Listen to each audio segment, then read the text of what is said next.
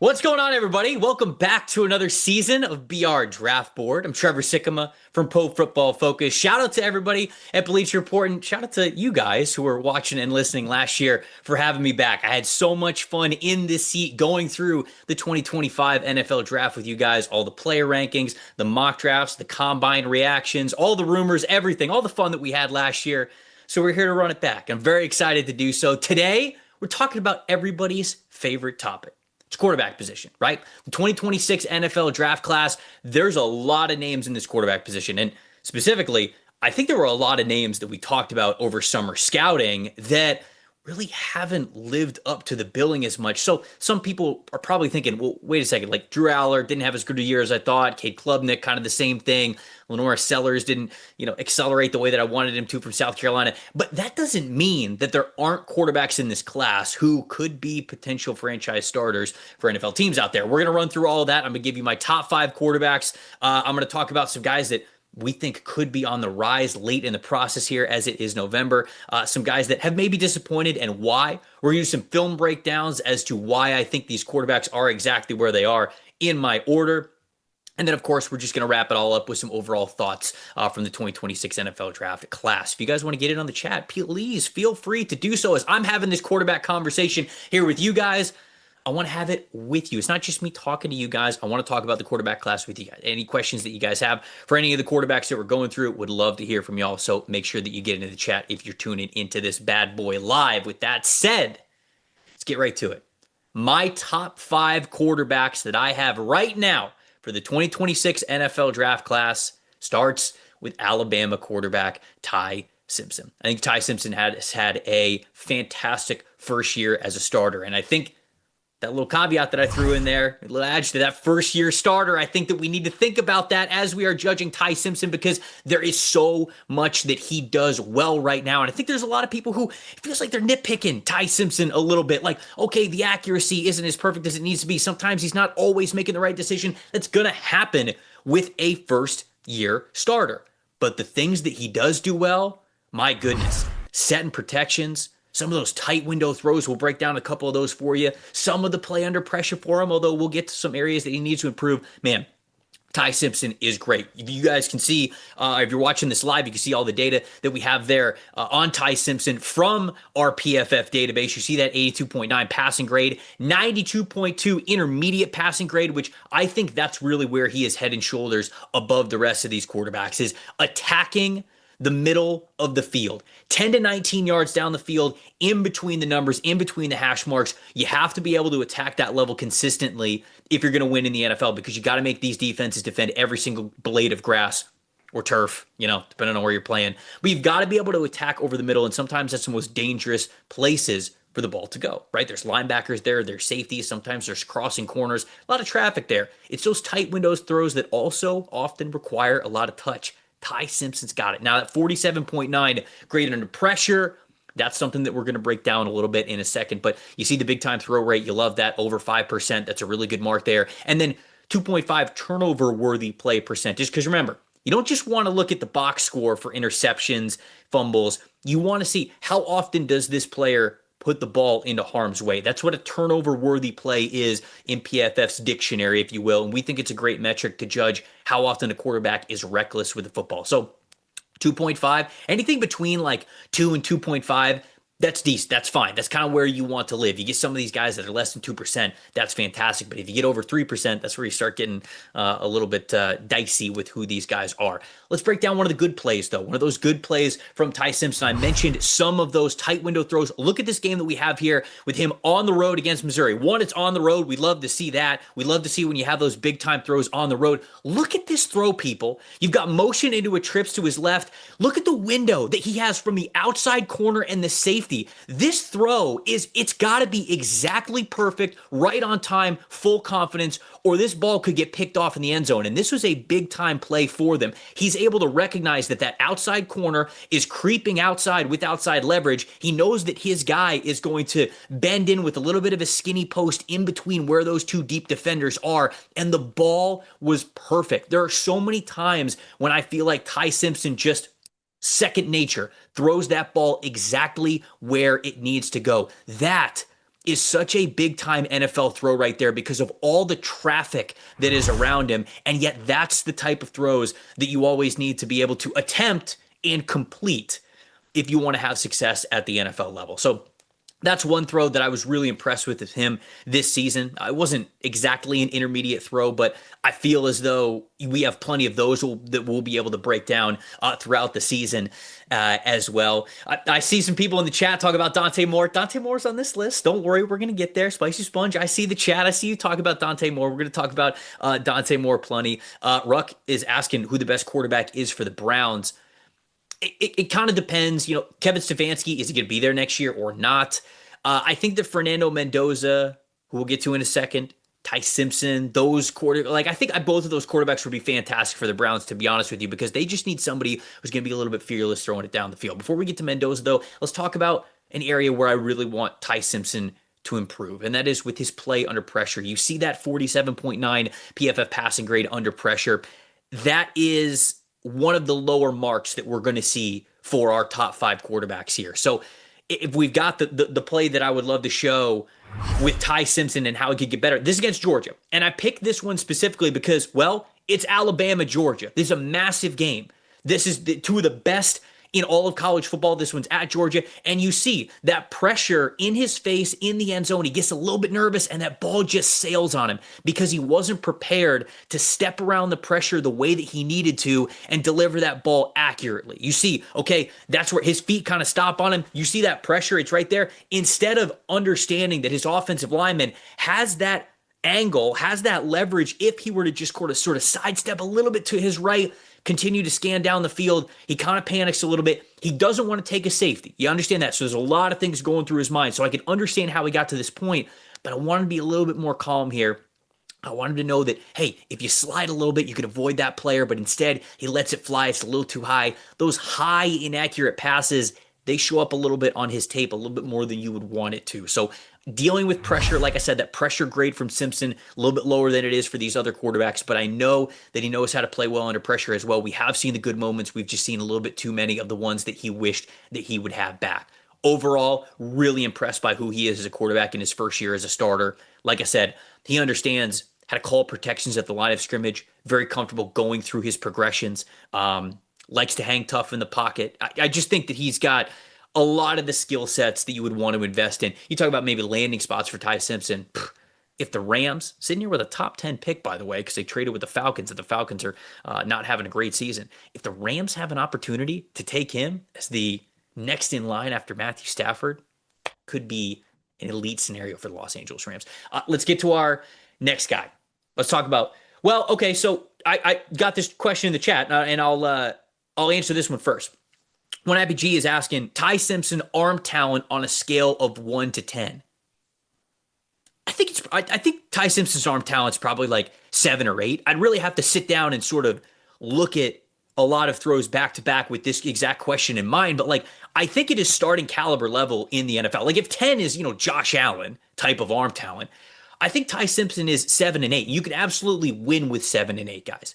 So I think that that's probably the way that I would describe his arm talent. I think it's got some good snap to it, but most importantly, I think he knows how to put some touch on his passes too. So 7 or 8, something like that is probably where I would go with his arm talent. That arm talent question is going to sort of come up again. We get another one.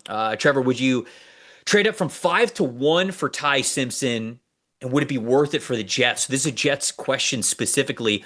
My answer to that question actually would be no. And the reason why is because Jets don't have to force a quarterback. Now, I think Ty Simpson would be great on the Jets. I think it would be a good option and they should consider it. But you don't really have to feel like you got to be forced to move from 5 to 1 for Ty Simpson, because not only do you have 2 first-round picks this year with your trade from the Colts, you got 3 first-round picks next year with the Colts and the Dallas Cowboys pick, and the 2027 quarterback class could be something special. I don't love being the one who's like, oh yeah, the grass is greener on the next class. We're going to be phenomenal on the next class. Just wait till the next one. I kind of hate doing that, but the 2027 class does look pretty nice.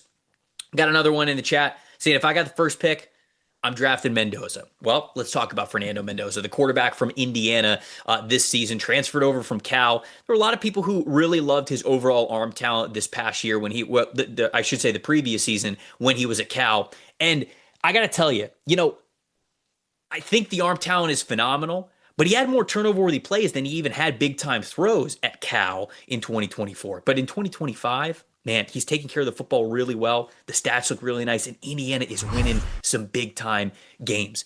You see some of these throws from Mendoza. I mean, that Penn State game, you see that Omar Cooper throw. I know y'all saw it.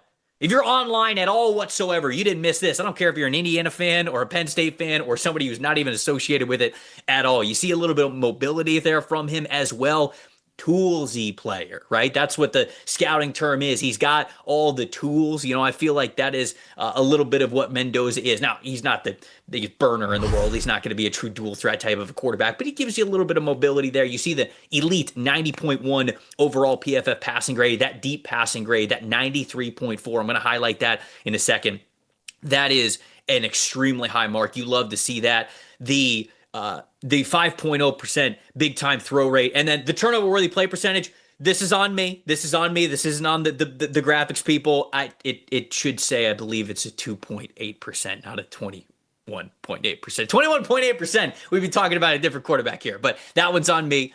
Didn't proofread the work there, but 2.8% turnover worthy play rate. So you feel fine about that. It's very similar to the way that we talked about Ty Simpson. Let's look at the good plays. Let's look at the good plays here from Fernando Mendoza. Specifically this one. Look at this. Look at this throw, guys. Opposite hash, in between the safety and the corner. Who's doing this? You talk about NFL throws. That every inch of that bad boy's an NFL throw. Opposite hash throws are so difficult to do because there's so much more field you have to be able to get the ball to. And often it's timing throws, it's in rhythm throws, and sometimes those corners are in off coverage against those, and you get caught in a way that you don't want to get caught. And we'll talk about that in a second for Mendoza. But in this one, I mean, there are some guys who are starting at the NFL level who don't hit this kind of throw on a regular basis. And Fernando Mendoza has the ability to do so. He's also fantastic throwing it deep down the middle of the field, so you love that from him as well. It's that arm talent that is so alluring about Mendoza. Still a little bit inconsistent. However, the tools are there. Now let's talk about the bad. Let's talk about where he needs to get better. I just sort of mentioned those other scenarios where, here we go again, opposite hash. This is a throw he loves to throw. Can't be doing that. Can't be doing that. And I'll tell you exactly why. You look at this throw from the all-22 angle. Look at the corner. It's off coverage. He's sitting there waiting, and he's waiting to break on this route. Why? Because it's 3rd and 4. If this is a 1st and 10 situation, maybe the cornerback's playing this a little bit differently. But he's playing off coverage for a reason, and Mendoza's got to be able to see that pre-snap. He's got to understand that this corner is going to be squatting and aggressive to break downhill on anything that is past the sticks because you only need 4 yards. Now, this is going a little bit past the line of scrimmage anyways, but that's what that corner was waiting for. And he knows that in order to throw it to the wide receiver that he was guarding, it would have to be an opposite hash type of a throw. So he's got that extra time, that extra step to really get down on the wide receiver and potentially even pick it off, and he does right there. That's a play where you see that mesh concept over in the middle of the field with those two receivers that are going across the line of scrimmage. That's one where you go, hey, I got to dump it off to one of these guys, and hopefully they get a couple of extra yards. We're moving the sticks. We're continuing to fight another day. And you do that if you notice that off coverage corner has that aggressive type of a technique and look with the route that you are going to run. So Mendoza trusts his arm. He likes to go for those difficult throws because he can complete them maybe better than any quarterback in this class. But that's still some of the stuff that gets him in a little bit of trouble. So he is a quarterback with the arm talent that you want to invest in.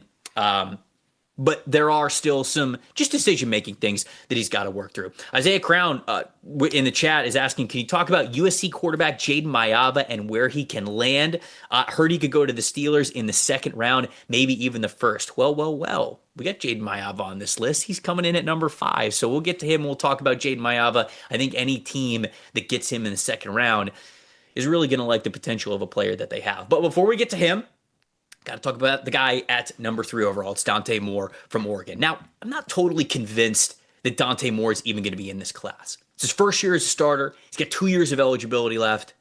But man, he's playing well. And he's certainly making a case to be a top 10 overall pick in this class due to his accuracy. That is the biggest strength of his game right now, where he can put the football at a pinpoint, consistent level. That's what he does so well. He's been great at managing the open space, seeing the defense, and Oregon's obviously won some really big games because of it. So he's a really efficient player. And if that spells out a top 10 pick in this class, it's going to be hard for him to look at the prospects of that and say, yeah, I'm going back to Oregon, even with him only being a one-year starter. So I like Dante Moore a good bit. I think he manages the pocket well. You see that added mobility from him. That 80.9 adjusted completion percentage is kind of what we want to focus on here. Just how consistent he is with getting the ball where it needs to go.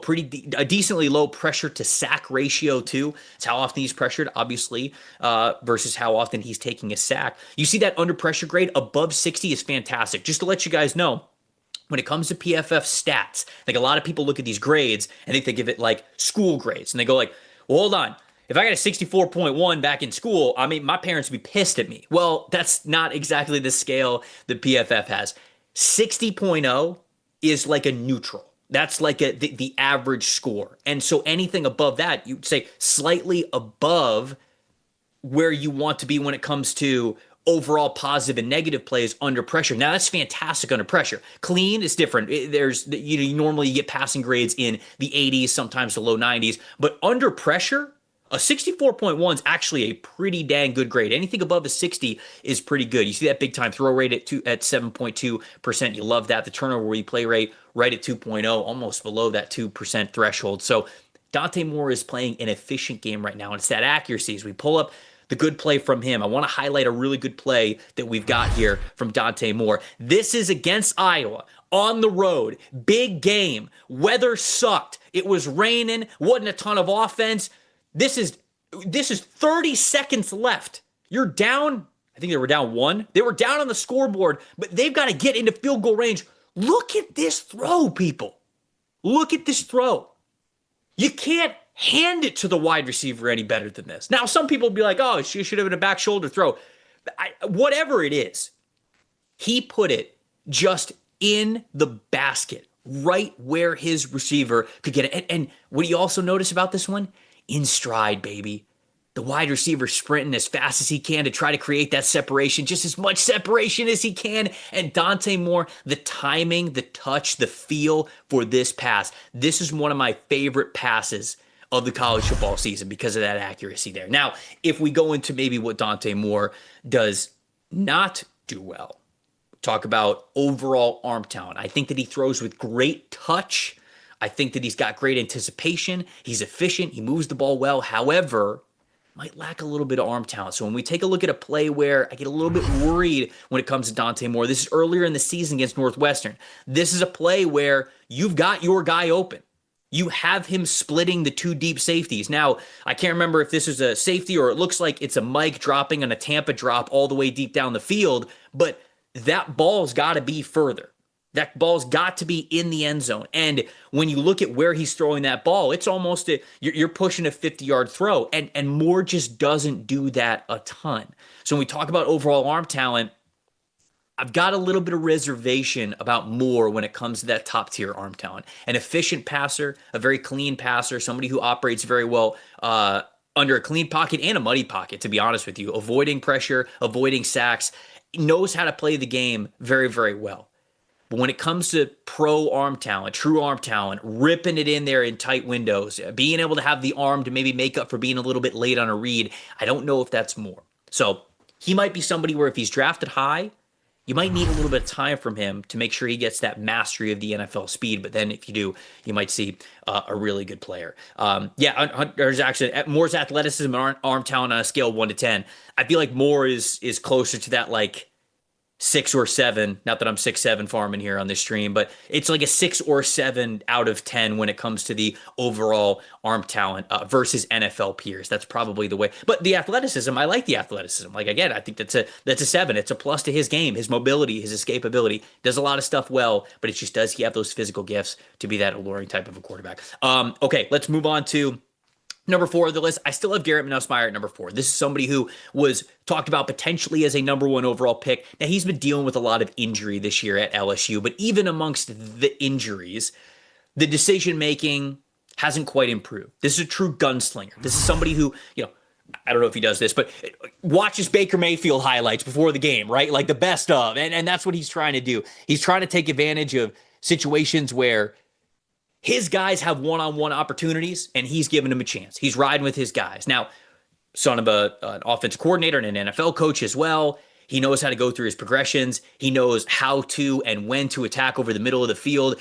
He's got a really good football IQ. Like all that stuff is there. He just has that devil on his shoulder, angel on his shoulder conversation that it feels like he has on a lot of his dropbacks. You see specifically the big time throw percentage of a 4.8%.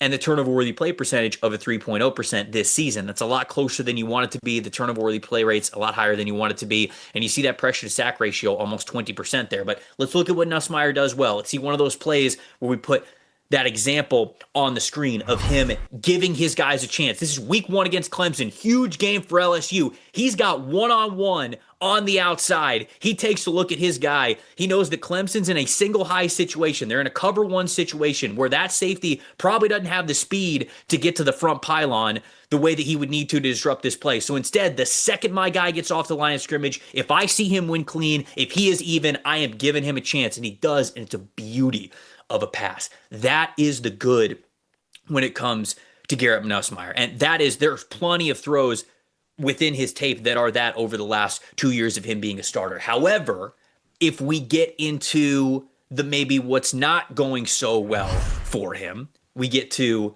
what needs work.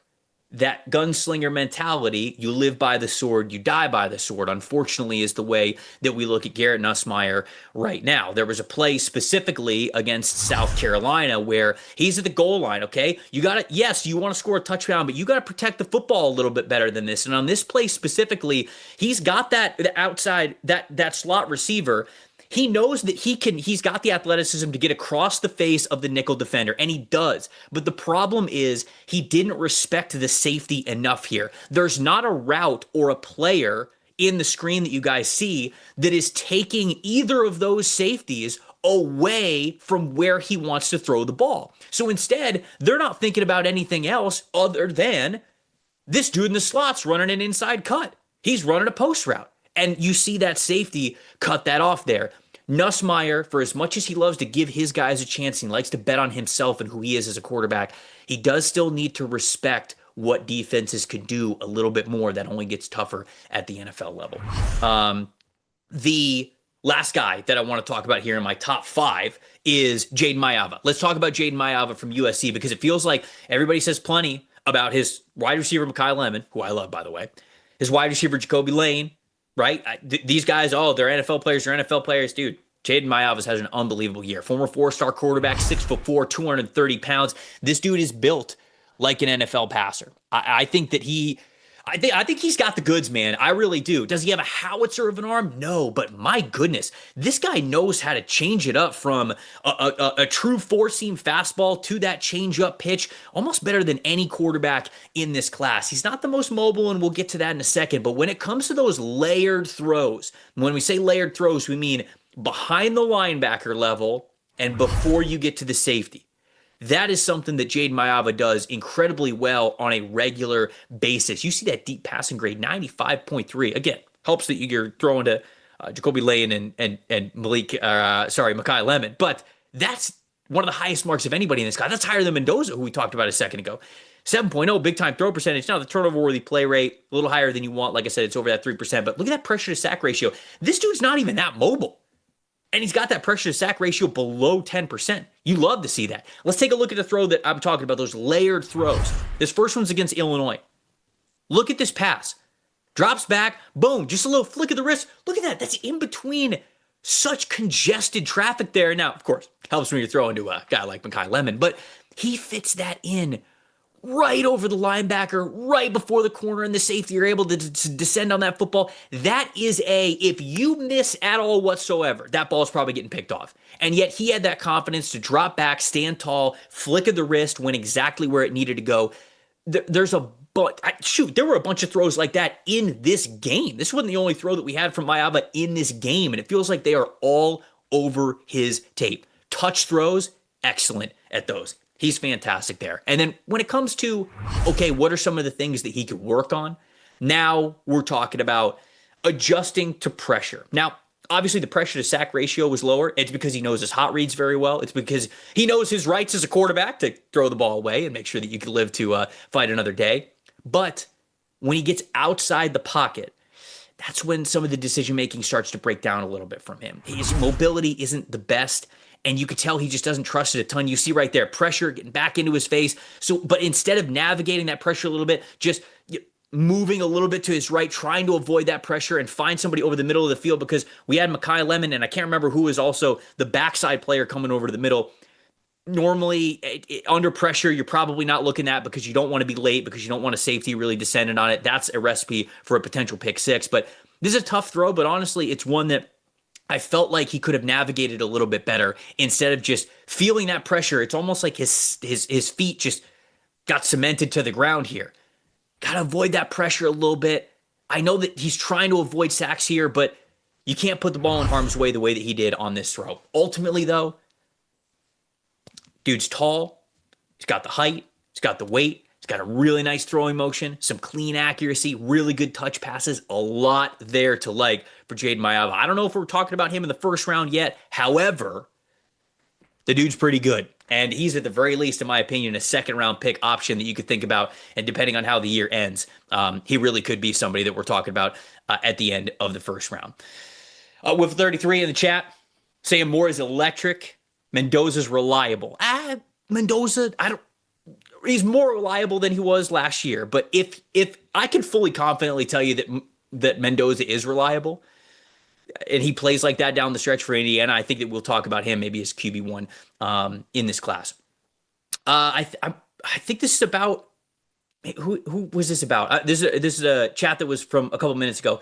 He's got the prime Kirk Cousins arm, controlled fastball like 85 miles an hour under control, but otherwise, if he's got to hit 90 plus, he's got to put a lot of body in. Oh, Dante Moore. I would agree with that. I think Kirk Cousins is actually a good comp maybe as a passer for Dante Moore, but Moore is more athletic than Kirk Cousins was. Another chat. What happened to Sellers from South Carolina being a top pick at the beginning of the year? We will get to that in a second. Mendoza and Moore only true first round talents. Shoot, I'd put Ty Simpson in there, man. I really would. I like Ty Simpson quite a bit. Okay, so look, we're getting a lot of Big Ten love in this top five here. Three of my top five quarterbacks are in the Big Ten. So I use Microsoft Copilot to ask a question of how many, or actually, which Big Ten quarterback has the most Pro Bowls? And this is what Copilot told me. You got Tom Brady, top of the list. Obviously, he's got 14 Pro Bowls. Drew Brees got 13. Not bad. Russell Wilson with 10. Curtis Rourke's got 2. Trent Green's got 2. Boomer Esiason's got 4. Kerry Collins has 2. But then I also asked Microsoft Copilot, how does the Big Ten stack up when it comes to Pro Bowls against other conferences? SEC actually leads that in producing 26 multi-Pro Bowl quarterbacks, which is the strongest mark by a substantial margin, Copilot says. Big Ten actually ranks third, just behind the SEC and the Big 12, but ahead of the ACC. ACC is in fourth with 10, followed by the Pac-12, RIP, with 6. Smaller conferences, obviously in FBS, they have much less multi-year Pro Bowl quarterbacks. So shout out to Microsoft Copilot for giving me the quick answers there on that one. Okay, so somebody was asking me about Lenore Sellers. And as we kind of wrap up here, let's talk about Lenore Sellers. He is the quarterback that I feel like has been amongst those that have dropped a little bit here in the rankings. And the reason why, 25.2 pressure to sack ratio here for Lenore Sellers. Going into the season, we wanted to see him improve his pocket presence. And unfortunately, you go back to that last game that they just played against Texas A&M. You've got the ball. You're now down on the scoreboard. You were up 30-3, and now you've got to go and get into field goal range. And 3 straight plays, he does not avoid pressure correctly. He just did not make good decisions in the pocket. His pocket management cannot overcome the incredible physical tools that he has. And I think that that's why he is somebody who's dropping for me. Somebody who's skyrocketing, the redshirt sophomore, Darian Mensah from Duke. He's playing really well. Got a 90.3 PFF passing grade, 93.1 intermediate passing grade, 77.7 adjusted completion percentage. Such a smooth criminal, man. I mean, like the way that he plays the game, it's just such an easy watch. Making great decisions, not a lot of panic to his game. I mean, I love watching this dude play. I don't know if he's going to be in this class because he's only a redshirt sophomore, but watch out for Darian Mensah because there's a world where he could end strong here. The quarterback class couldn't be really strong, super strong around him, and he could say to himself, shoot, I might be talking about being a top 50 pick here. Ultimately, I do think he goes back, but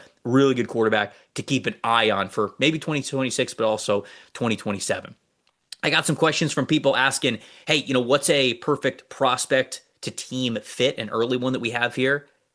I like Dante Moore to the Miami Dolphins if the Miami Dolphins keep Mike McDaniel around. Obviously, if they move on from Mike McDaniel, who knows there, but you talk about accuracy, timing, pre-snap reads, being able to go exactly where you need to with the ball. Like, that's Dante Moore. And I think he could do that at an even more efficient level than Tua Tagovailoa does. So I actually really like that fit of Dante Moore to the Miami Dolphins if Mike McDaniel is there and his offense is still the one that we're going to be operating it under. And then the last question that we got, what's one team that could be a surprise team to aggressively pursue a quarterback this April?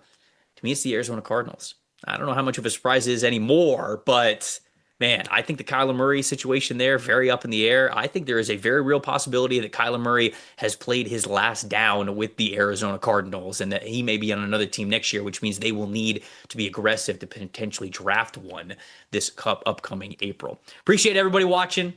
This is a lot of fun. Glad to be back in the saddle here. Thank you for watching BR's Draft Board Show. Episode 1 here we have for the 2026 NFL Draft Class. I'm going to be coming to you guys live for more great shows like this where we're breaking down other position groups, wide receivers, running backs, the defense. We're going to get to it all here. So make sure that you guys are tuned in. Make sure you guys are checking back in with us. Once again, Trevor Sikkema from Pro Football Focus. Thank you guys so much for watching BR's Draft Board Show. We'll see you guys next week.